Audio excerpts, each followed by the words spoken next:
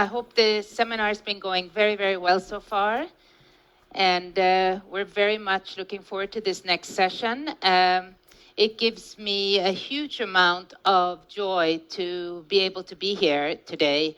And this is also, of course, the inaugural World Bank Group Global Digital Summit, the first of its kind. And I think it's just so timely and so great that we're doing this. We have in our audience so many important different stakeholders of this. We have government leaders, we have private sector innovators, we have thought leaders from around the world, all who are working to accelerate digital transformation for development. We also have joining us virtually a broad audience through our World Bank Live platform. Many of us already know Satya as the chairman and CEO of Microsoft and one of the world's foremost thinkers and leaders when it comes to the application of artificial intelligence. We're going to be so excited today to hear directly from Satya about where the AI revolution will take us. How can we best apply AI to solve the world's most pressing problems? And what disruptions do we actually need to be ready for?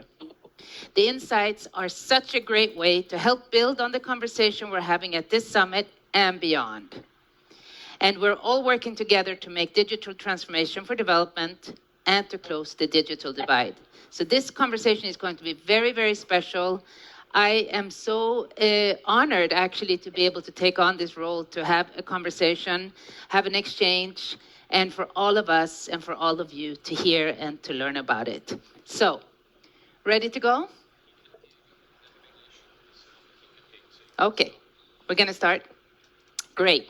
So, Satya, first of all, let me just thank you and welcome you so much for coming to be with us. I'm going to kick off with one question that I think everyone is itching to ask, and that is the following. It's been a year just since the explosion of generative AI, and so much has happened this year for Microsoft, for your industry, and for the world. And I'm wondering if you can start by giving us a very quick recap of what has AI been enabling up until today and what is coming next. Over to you. First of all, Anna, thank you so much for having me at your digital summit. It's wonderful to be with you and all of the various constituents of the bank. And as you said, it's an exciting time. Having sort of been, this is my fourth large, I would say, tech platform shift in my professional career. I started in Microsoft 32 years ago when the PC was just taking off, and then lived through the internet and the web, and then there was the mobile cloud. And if you think about sort of AI as the fourth big shift, we're in probably year 2 of it. And so it's exciting. Whenever there's a new platform shift, and it also is helpful to sort of understand what actually is changing. And I think there are 2 fundamental breakthroughs. One is, if you think about even the 70-year arc of computing, it has been one continuous journey to find better, more natural user interfaces to computing. In fact, the founding fathers and leaders of computing were all about, how do we make sure that computers understand us versus us understanding computers?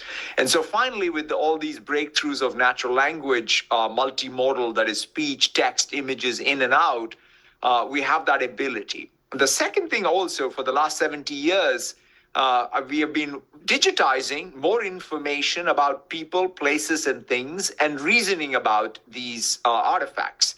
And so we now have a new neural reasoning engine to find patterns in data that we have digitized, and so that we can be able to make better decisions, gain better insights, and so those are the 2 fundamental breakthroughs. And so I feel that, in fact, it is fascinating for me to read about the bank itself. I think I used Azure OpenAI and built a chatbot called MAI, I think is what you call it. And It's fantastic to see that that's being broadly used inside the bank to be able to get to insights and answers and information. So it's an exciting phase, but we're in the very beginning of it. We have a lot of work to do to make sure that ultimately the benefits of this technology get diffused. One of the nice things I see is it's diffusing a lot faster than anything else I've seen in the past. But we're in the early days of it all. Wonderful. Thank you so very much. My second question is the following. We have so many representatives here today from developing countries around the world, and many actually still face a real digital divide, including challenges like consistent internet access and connectivity. And one of the questions is, what are the opportunities for these countries to be part of the opportunities that AI presents? Yeah, I think it's really one of the fundamental questions for us. And when I step back, Anna, I always am grounded on two facts. Right? One is how do we drive equitable economic growth?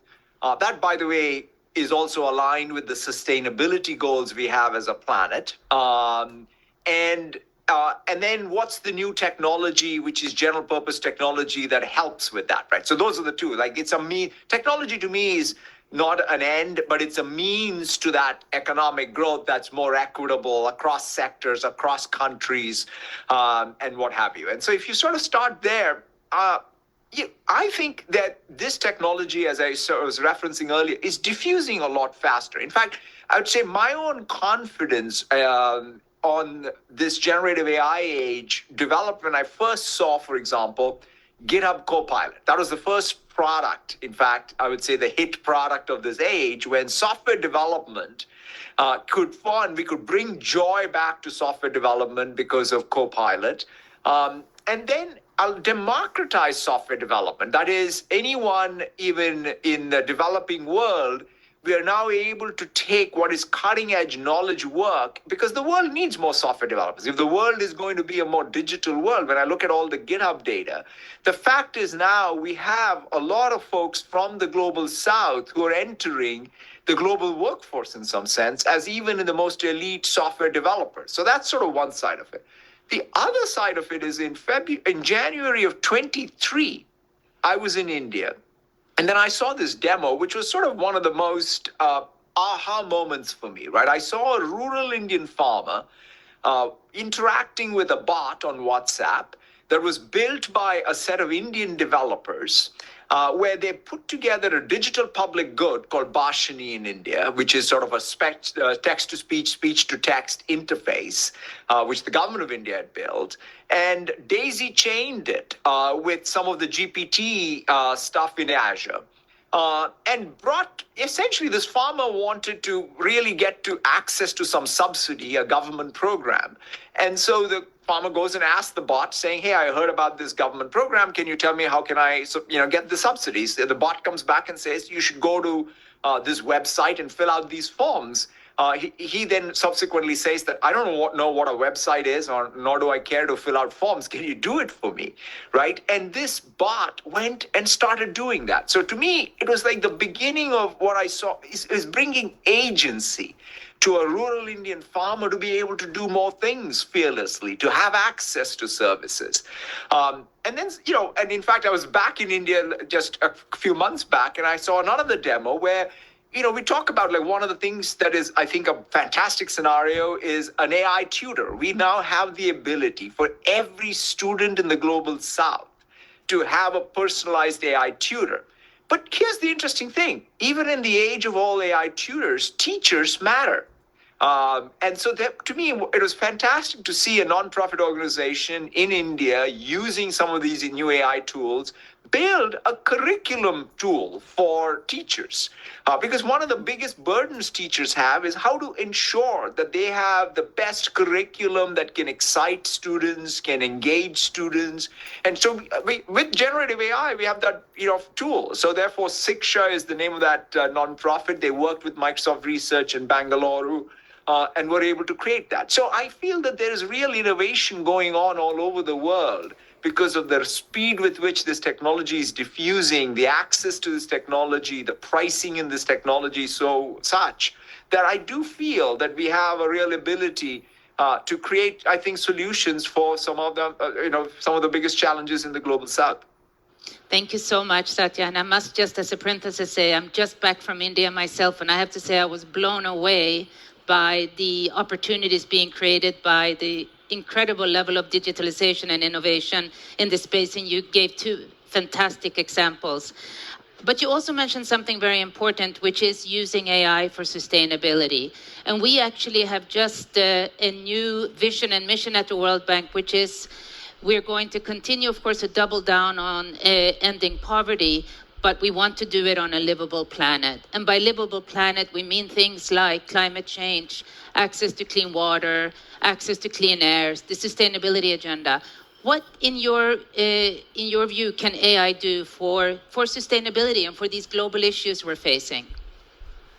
It's a great, obviously a very important question, and obviously your goals and your initiatives are laudable. And I would say I'll start with even our responsibility before I talk about what AI can do for sustainability. One thing that we are grounded on is our own pledges to climate and energy transition. For example, we do use a lot of energy in our data centers. And so we have commitments around both the clean energy transition, waste and water. And that's something that we are making rapid progress. We are some of the biggest buyers. In fact, if not the biggest buyer of alternative sources of energy. So I think we can even act as that stimulus for creating the energy transition. So we are definitely grounded on that. The second aspect is, to your point, fundamentally what we're talking about, Anna, is can we take 250 years of chemistry and progress in chemistry and compress it into the next 25 years? That's the challenge in front of us, right? Which is when you think about energy transition, we need a real scientific breakthrough. In that context, I think AI is another tool and a very useful tool. Very recently, we have one of the models we have is a material science model, a generative material science AI model.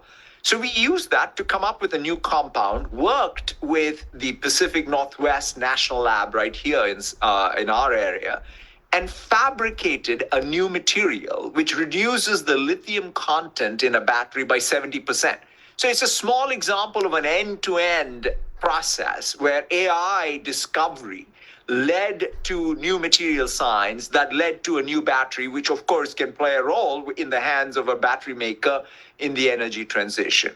Similarly, when it comes to even other areas of science, for example, we are working with GIDI, around the Global Health Drug Discovery Institute in using, again, similar models around molecular dynamics and biology to help them, for example, come up with solutions for about the drugs for tuberculosis and COVID going forward. So there is many things, or even on climate science. One of the other things we're working on is something called Project Farm Wives, which is how can we help every farmer in the world, in the global south, everywhere else, to have the ability to make decisions around sustainable farming and precision agriculture that improves both yield and is more sustainable. So I think that there's many areas where these solutions will get created by us and others in the ecosystem.